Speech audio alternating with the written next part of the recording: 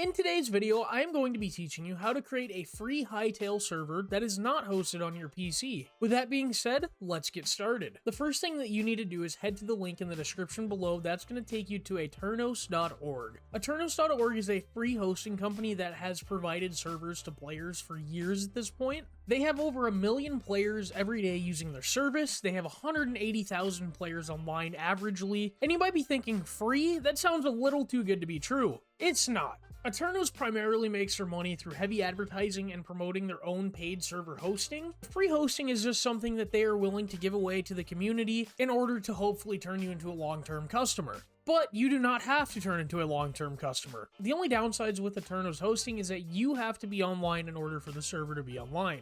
But the benefit is you don't have to host it on your computer still, you don't have to worry about port forwarding, you don't have to worry about any of the network security issues that can happen to you. This is just an easy way to make a server for you and your friends to play. Once you've came to the link in the description below, you will have the option to sign up. I'm going to sign in with Google. Once you've signed in with your service, make sure you choose a username. I'm going to do Let's Respawn.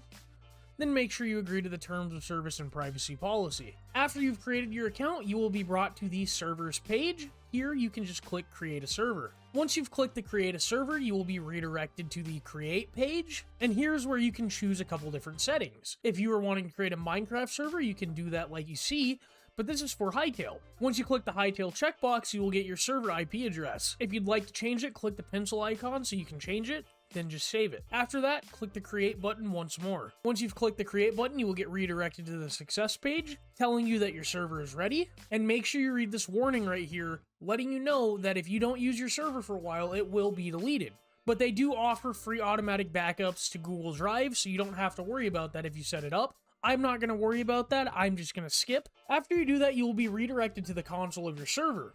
As you can see, there are a bunch of ads around, but that is how they afford to pay for you guys to have free servers. To start your server, it's as simple as clicking the green Start button, which will bring your server online. I'm going to not enable notifications, but you can if you'd like. After all that, your server will start to boot up. Keep in mind there is a slight waiting period when your server's booting up. This is normal. In the meantime, we can load up Hytale. As you can see, the console is currently loading right under the starting button. Once your server is started up, you will see a green online bar on the screen, as well as a countdown timer. Now this timer symbolizes how long it is before your empty server shuts down, but we should probably connect to it before that happens. Once you've clicked the connect button, copy the IP and port. Now we need to load up Hytale. To join your server, go to the servers bar, click the direct connect button, and paste in this address. After you do that, you will start connecting to your server. This is also the IP address that you want to give to anybody who wants to connect to the server. Now that your server is fully online and you've connected, let's talk about some of the features that Aternos is going to offer you.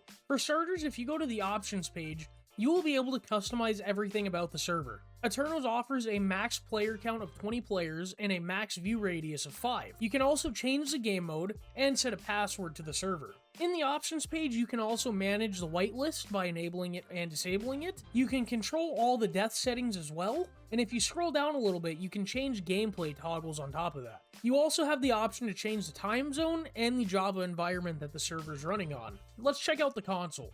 By going to the console page, you will have access to the complete server console in your web browser. This allows you to run commands and manage the server from your web browser without logging in. On top of the console, you also have a log button that will show you the server log.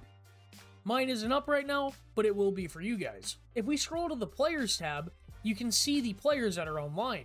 I don't have any players online, so this is going to show this error message. That's normal. If you go to the Software tab, you will get different blueprints for your server setup. Keep in mind, since Hytale was just released, there aren't any blueprints for it just yet, but there will be in the future. You can also change what server version and jar your server is running on in here. But again, since Hytale was just released, there aren't very many options yet. Now if we go to the Mods tab, we have the option to install any mod that's publicly available on our server. You can scroll through and see all the list of mods that are enabled on Aternos. And I'm not gonna lie, this is kind of impressive how many mods are already on here, with Hytale only being about a week old. If we go to the Files tab, we can access the file editor. Here we can update the bands log, we can change the config, we can manage the mods, and plenty of more features. Whatever you need to edit a file for, it would be in this File tab. Next we can go to the Worlds tab, and here's where we can download our world, upload our world, change our world options, view the world's files, and generate a completely new world.